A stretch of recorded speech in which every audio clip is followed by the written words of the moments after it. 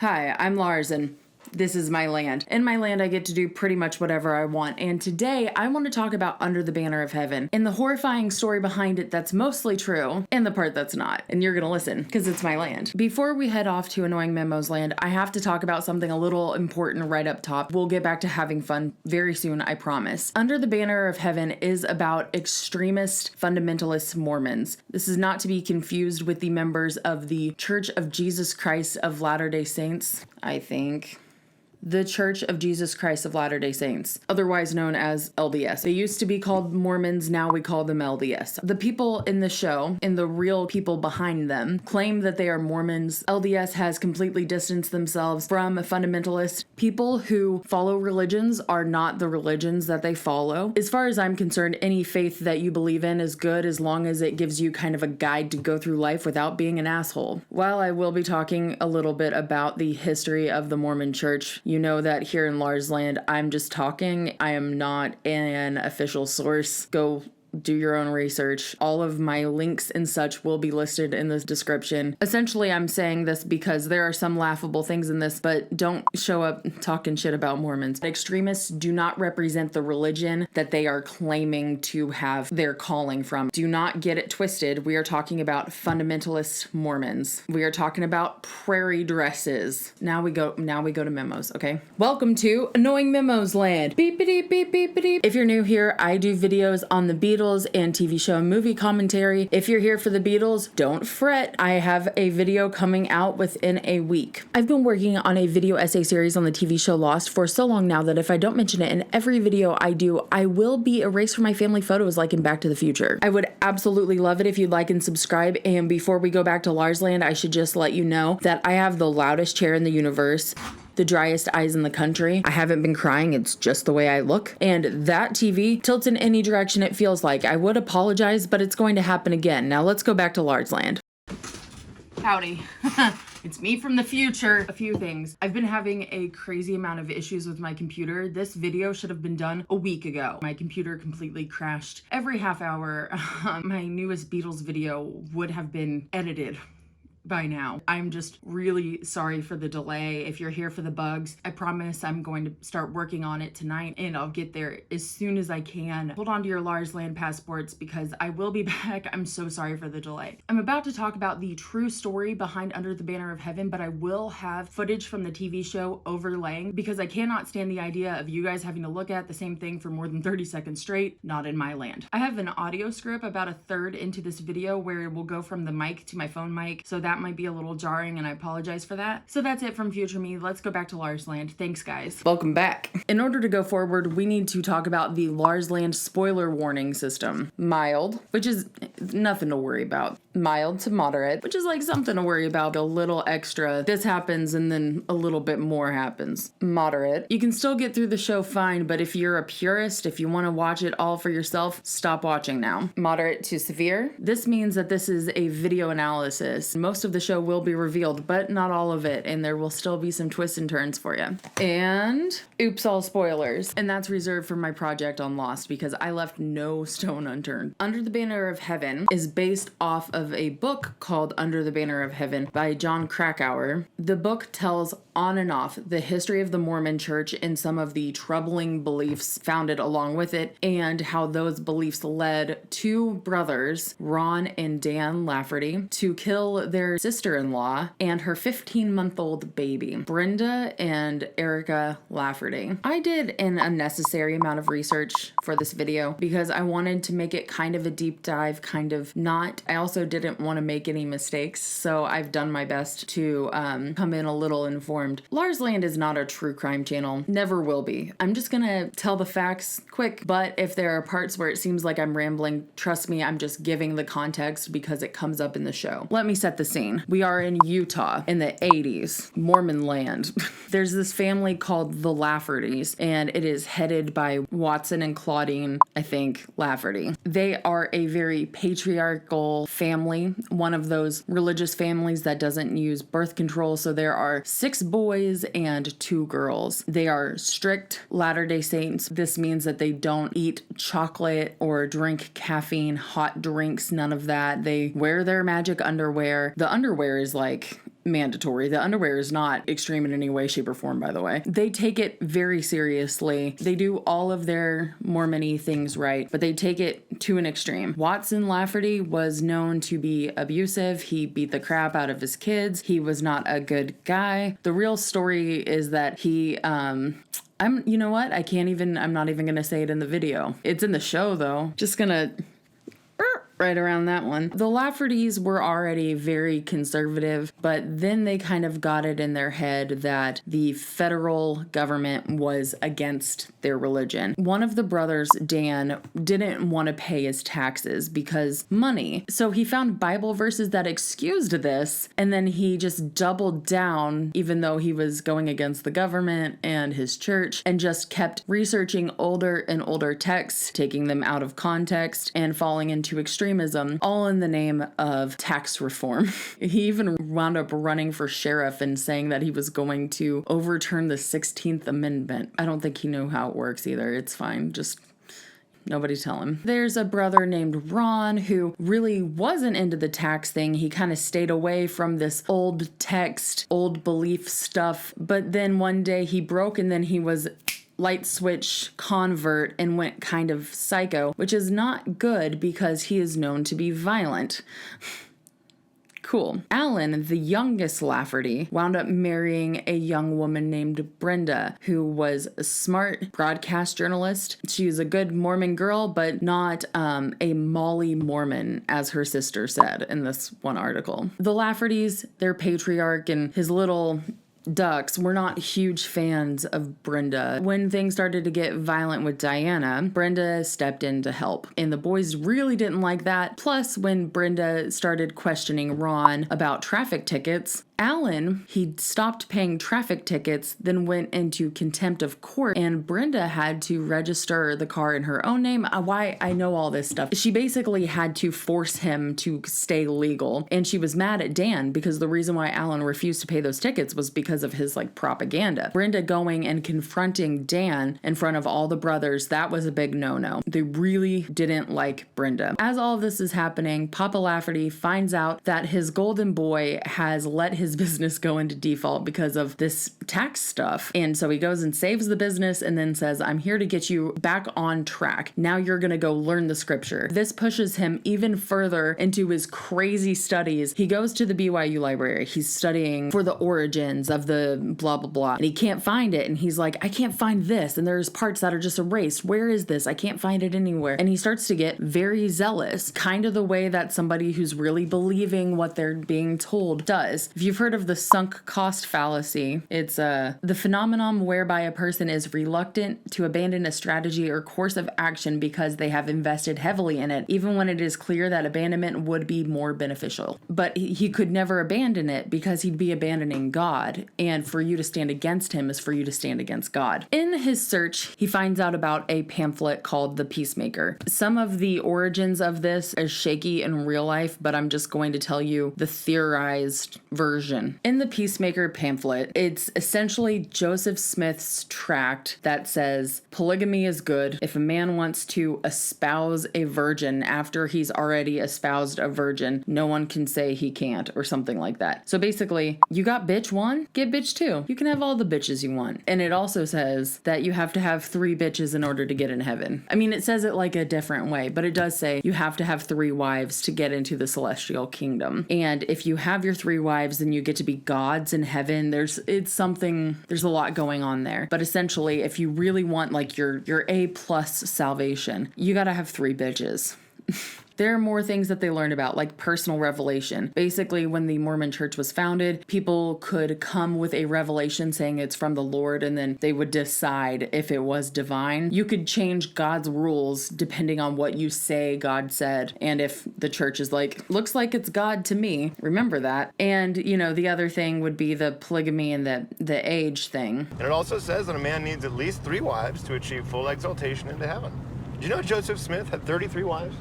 His youngest was 14. And finally, blood atonement. Blood atonement, it's a disputed doctrine of Mormonism. It's basically saying you sinned so badly that even Jesus hanging on the cross is not going to save you for this one. And so these certain sins, like fornication is one of them, they said all the time. In order for you to atone for your sin, so you won't go to hell, your blood has to be spilled because Jesus is not going to cover that kind of stain. Things are going on a great path, obviously. When Brenda finally gets Diana and her kids out of that house and away from Ron, Ron has one of those personal revelations. I think we need to kill Diana. And everybody was like, slow your roll. I don't think Jesus said that. So then he went away and then he comes back and he's like, I had another revelation. It looks like I need to kill Brenda. Some of the other brothers that were kind of hanging on are dropping off like flies. Unfortunately, that revelation about killing Brenda and Erica, the baby, Alan, the dad, like the husband, knew about that shit and didn't do anything. Like,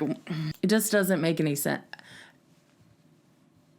It just doesn't make any sense to me. Anyway, so we had the revelation. Essentially, they made that revelation come true. Ron and Dan brutally killed Brenda and Erica. The details don't matter, but there's a lot of blood. There was a plot to also kill Diana and 2 other people from the church, but the Lafferty brothers were stopped and they were both given life sentences. This is long story short. Ron was given life sentence and it was overturned, and then he was given the death sentence, but he died in prison in 2019 of natural causes. Dan Lafferty is still serving his life sentence in Utah State Prison. He has no remorse whatsoever. He doesn't feel sorry. He's like, I get why people are upset, but I mean, you wouldn't be sorry either. Screw that guy. Screw you. You are going to hell. 11 hours, a new shirt, and outlook on life later. Just didn't want to finish filming. I got tired. All of that was the truth. And now let's talk about what's not true. This book was written by Jon Krakauer, who is an experienced author in writing things such as this, and the showrunner / creator is Dustin Lance Black, who is also an ex-Mormon. He knows the intricacies of the religion.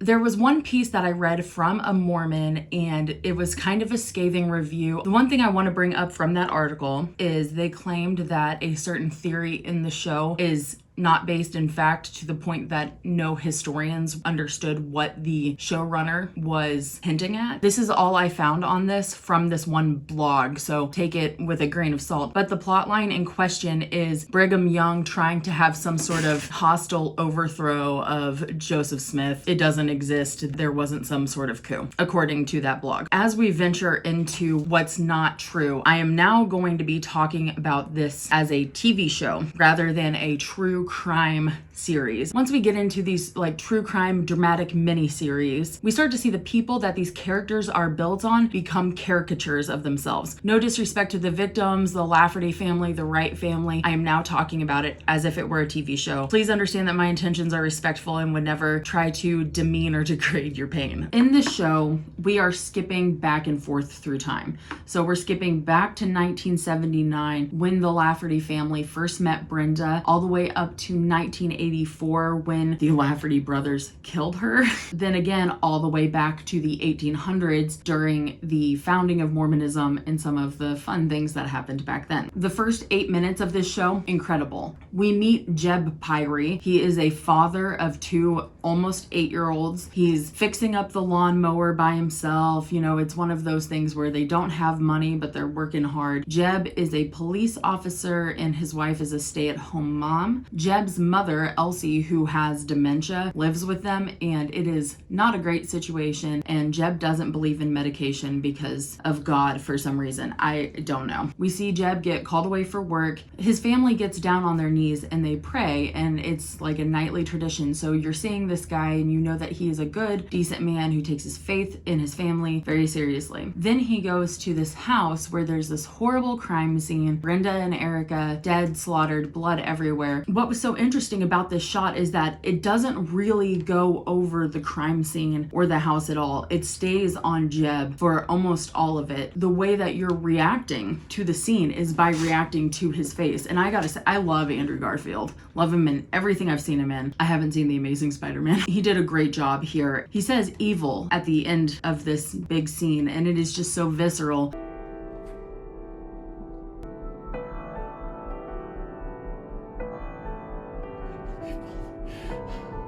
But he comes out, you know, stiff upper lip, and he tells his officers, gather yourself because we've got to keep working on this case. And then this dude just comes out of nowhere. He's covered in blood and he's like, don't shoot. And it is Brenda's husband, Alan. Alan is going to be our narrator essentially throughout the entire show. He will take Jeb and his detective partner, Bill Taba, who is a Paiute Native American, and normally I wouldn't mention his tribe or need to, but it is important in this because we are talking about the roots of Mormonism, which is racist. I said to Lamanite.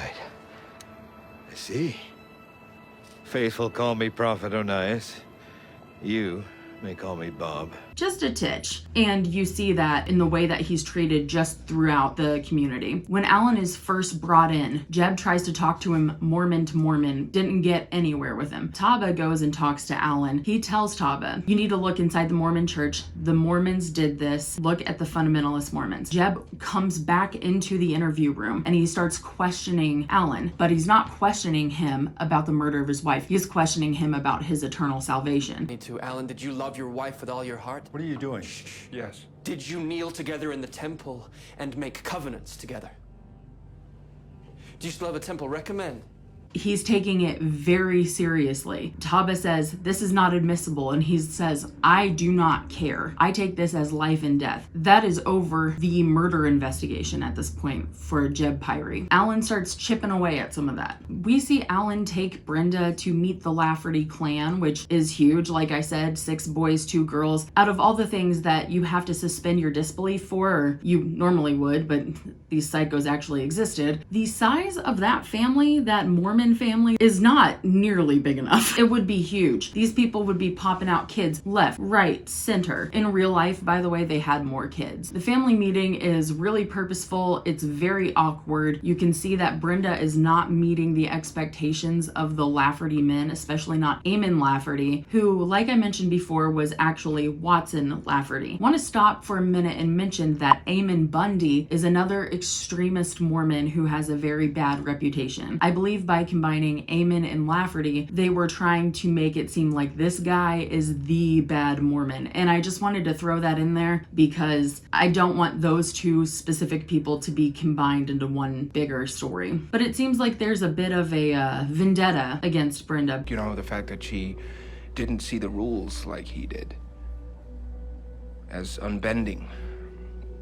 And he judged her for that. But Alan is really naive to it and he's like, let's let it go. We are seeing that there are some really dysfunctional things in the Lafferty family. That abuse is definitely still there. There's a lot of anger between the eldest and the father. There's a lot going on there. But they take the God thing very seriously. Another thing that Brenda's sister actually mentioned is that Brenda is really portrayed as a very devout Mormon in this. Like, she will say, oh, heck no. Heck has to be like a Mormon term because they use it a lot. I think some of the things in the show were kind of like a for the people who know about Mormonism. Isn't this a fun joke that we all know? The heck thing was one of them, and the brother and the sister. So Sister Doran, it is Brother Pyrie. Brother Pyrie, Sister Lafferty, that kind of stuff, these church terms, which depending on your Christian church, you might have that. It depends, you know, I've been to churches that did stuff like that. And it's obviously drilling the point home. I saw that in one of the criticisms. I guess you think that we say this constantly. I think that they use the word not to keep dropping hints, but to continually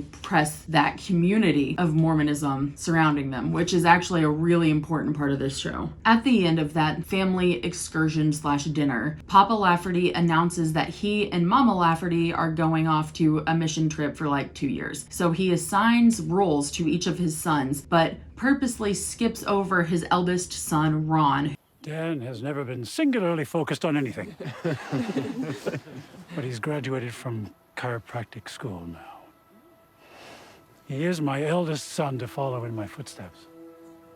I'm moved by that. Who is the least like the rest of the brothers. He is a tender, affectionate, and supportive husband and father. He's just unlike everyone else. By the way, in real life, Alan was very into the anti-tax stuff, but the more extreme part of the religion he wasn't into, but he was around it a lot because he never stopped being around his brothers. Even though Brenda begged him, distance yourself, but he never stopped. So even though he didn't necessarily believe some of this stuff, he was in on it enough. But Ron wasn't falling for it.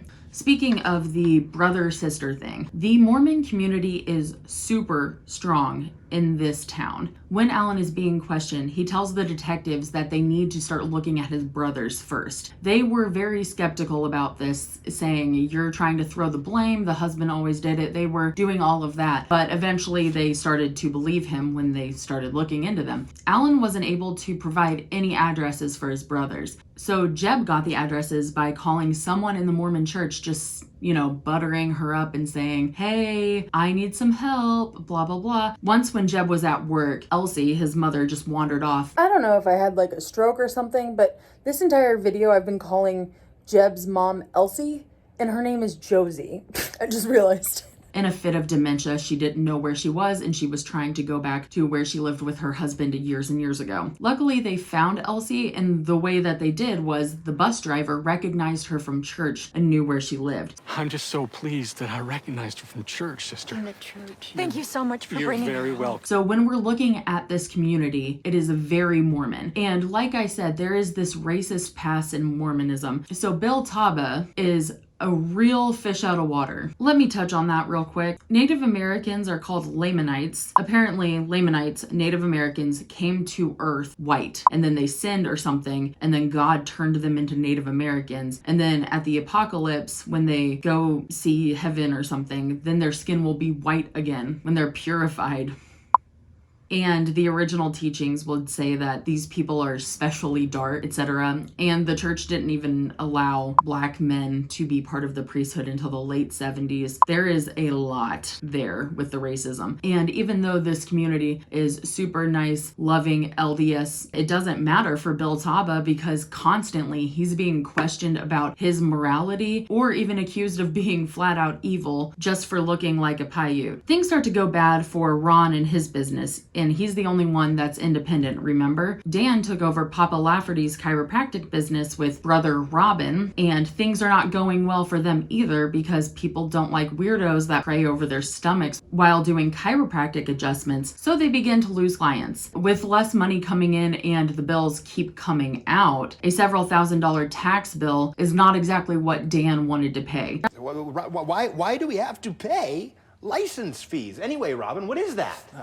Rather than pay his taxes like all of us have to do, he decided to refer to the Old Testament or whatever the Mormon thing is of that and found some weird, vague scripture and started calling these illegal laws and refused to pay the taxes. So eventually the government puts a hold on the business, things get really bad because that's what happens when you don't pay your taxes. Just because you're following God's law doesn't mean that you don't have to follow the laws of the land in which you live. That's kind of the deal. Now we have the chiropractic and otherwise Lafferty's stressed out about money, and we have Ron, the independent and successful Lafferty, also stressed out about money. Up until this, Ron was the calm and collected one that understood what was going on. But in a moment of weakness, he goes and meets Dan at this Bible school that his friends have started to make, and he is quickly converted to this extremist belief on taxes and a few other things. I'm going to start skipping around now and analyzing certain things so I don't spoil the entire show for you. As Pyrie continues to question Alan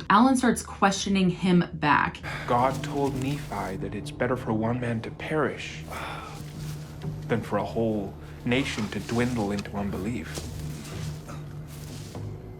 And if God commands it, an obedient saint will exile, will steal, will kill. He is stressed out and questioning his faith. He has never had reason to not believe in God before, but now he's seen what his brothers have done and he is questioning everything. If you really still believe your God is love, then you don't know who you are, brother. Same with Detective Pyrie, he's never had a reason to question his faith, and now he's learning some of the more gruesome truths of the founding of Mormonism. Right now, he's working through this horrible case. He's finding out that there are several people that are fundamentalists that went to his church that he used to be friends with, and that is a scary thing. Remember that fundamentalists, this insane man that marries children and says that it's because of God. Being acquainted with fundamentalism is the last thing you want. I've been switching out between Jeb and Pyrie the whole time. I'm so sorry. I'm just gonna stick to Jeb going on out. Jeb is really starting to question things, which is not great when this really important baptism is coming up. So he winds up telling his wife, hey, let's delay the baptism. She gets really mad, and he has to invoke this thing that husbands get. And as our priesthood holder, I need you to back me up on this, and I am not asking. Adam Chestnut. I would rather not have to. Get to use against their wives in Mormonism. Honor your priesthood holder. Basically, it's a trump card. You don't like this decision? You have to, because you have to honor your priesthood holder. And guess who that is? Me. What was so telling about that moment is Jeb's wife gets so upset. She is stressed out. She's saying, what am I going to tell my parents? The church is going to think that they failed their baptism test. People are going to talk. And then she says, I have waited my whole life for this. I have worked so hard to make it perfect. And that emphasis is not something you see on your child's first communion, which in Catholicism is a big deal. Even that does not have that emphasis. It's not like your child's wedding or your child's quinceañera. Like, I've been waiting for this my whole life. That's a totally different thing. I'm sure she was being dramatic, but this is a TV show and dialogue has been picked on purpose. Papa Lafferty is not too thrilled with Dan, and he winds up telling him to get his shit together and start studying the Mormon faith. Unfortunately, Papa Lafferty didn't foresee his son going absolutely crazy and looking into all of the history of Mormonism, even things that might have been better left unsaid. And that includes the practice of blood atonement and polygamy, which I had mentioned earlier, but because of Joseph Smith, the founder of Mormonism, having more than 30 wives, the youngest of which was 14,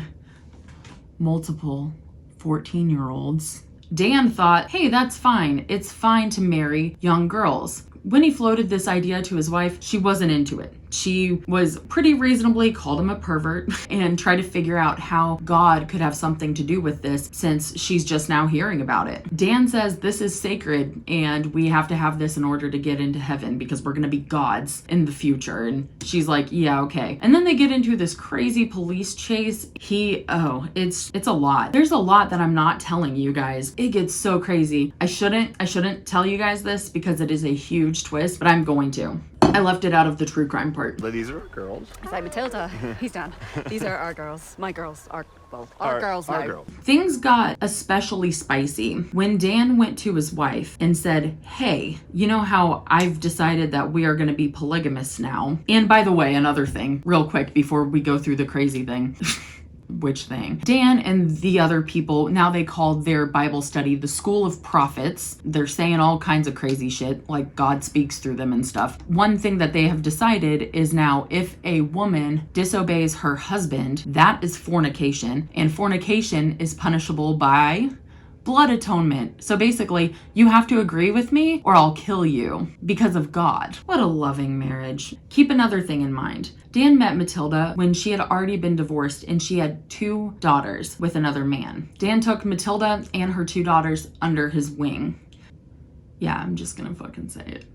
Dan asks Matilda straight out, I have been prompted to ask you if you would accept our sweet girl as your first sister wife. and the show, the way that Matilda reacts is so perfect. It is visceral. It's how I felt watching it. And here's the thing, that happened in real life. He wanted to marry a 12-year-old and a 14-year-old, and Matilda, or whatever her name is in real life, she vehemently disagreed, but eventually she said yes.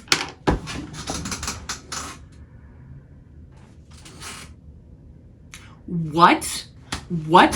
How could you? She says, eventually I was out of options. How can you be out of that many options? In the show, that's not what happens. Thank God, because I don't think the audience could ever forgive it. It was so, reading that, I was so pissed. I can return to my position. While all of this happens, Ron becomes violent to Diana because she was speaking out and concerned about how he was spiraling, and she needs to get out. So Brenda and a few other people from the church help her get out. Therefore, Ron says, hey, my wife left me. It's Brenda's fault. And now all of these people are feeding into Ron's delusions and telling him that he's the chosen one, and that's a whole thing. Eventually, Ron starts to believe it, and he comes up with a revelation. His first revelation is to kill Diana, and then Ron has a second revelation, and his second revelation was to kill Brenda and Erica, and then 2 people from the church, the Stows and the Lows, just for helping Diana get out safe. What a crime. Back-to-back revelations. Alan knows about that fucking revelation. He knows that his brother is talking about killing Brenda, and he says, I can protect her.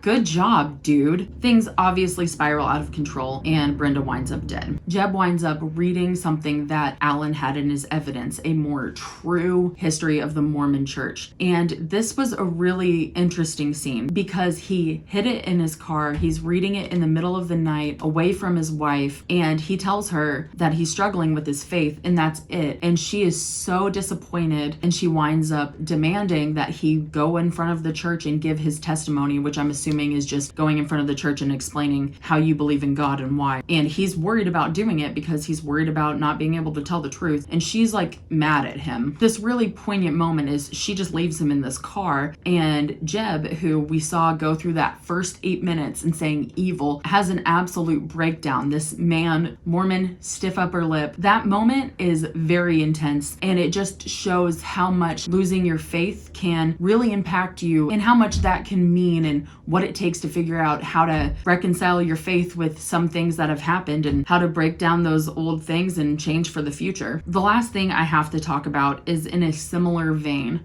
Brenda's family shows up, and Alan and Brenda's dad get some good one-on-one alone time. If you're hearing some weird noise in the background, that's because my cat is freaking out at the door, but I'm not giving up yet because I'm almost done filming. Brenda's dad and Alan kind of have this stare down in the kitchen, and Brenda's dad, I forget his name, turns on the radio and he's like, it's okay to listen to secular music sometimes, and Alan is squirming in his chair. He's so uncomfortable, and he's like, I mean, I guess, sir. And Brenda's dad brings out chocolate, and they start talking about whether or not Mormons can have chocolate. Mind you that Brenda's dad is a bishop, and he is well respected in the church, and he knows his stuff. Alan is not a bishop, so he's going up against an authority in the church, which is, I guess, a big no-no. Alan meets him scripture for scripture on why he shouldn't eat this piece of chocolate, but eventually he gives up because Brenda's dad stares him down, and you know in this moment is so uncomfortable, but what it's saying is, if you want to reaffirm your commitment to my daughter, then you're gonna have to reckon with some of this faith. And Alan is saying, I am freaking scared of that. I don't know what to do. And he thinks it's unfair. And I think that that is such a poignant moment in the show. That moment, the car moment, and the I've been waiting for this my whole life moment. A few things that I have to note because I just can't avoid it. These actors are so great that when the dialogue is a little crummy, you might not notice it, but there's always a lot of procedural cop show talk and a lot of things like this, and once you hear it, man, you can't unhear it, and it's so bad because they are such good actors that when you hear the dialogue, you're like, oh. That's a nice neighborhood up in the hills, closer to the Lord, they say. It's the nice neighborhoods that worry me the most. Oh. You can't unhear it. So I feel really bad if you're gonna go watch it now because that's all you're gonna hear. But it is funny. The other thing is, if you're not gonna let yourself get into the show, it might be pretty cheesy. During Alan's like narration and history lessons, breaking down things, the music gets really intense and he's speaking really intensely, and sometimes they repeat certain lines. He was talking about how he kind of forced Brenda to get pregnant, and he says, and I certainly didn't see it like that at the time. You know, that I was building Brenda a new cage, a prison. if you just say, fuck it, I'm putting away my cynicism and I'm just gonna enjoy it, you will really enjoy it. If you want to be a cynical little bitch, then you probably will laugh the whole time. Just about things like that. Don't be a cynical little bitch. Go enjoy it. Honestly, it was really fun to research this. I really enjoyed it. Beatles fans, don't worry. I'm going to work on my next video as soon as I am done editing this one. Thanks for visiting Larsland. I would absolutely love it if you would like and subscribe and all of that jazz. Y'all come back now, you hear? Bye! My sweet Lord. My Lord. My Lord. But it takes so long, my Lord. My sweet Lord.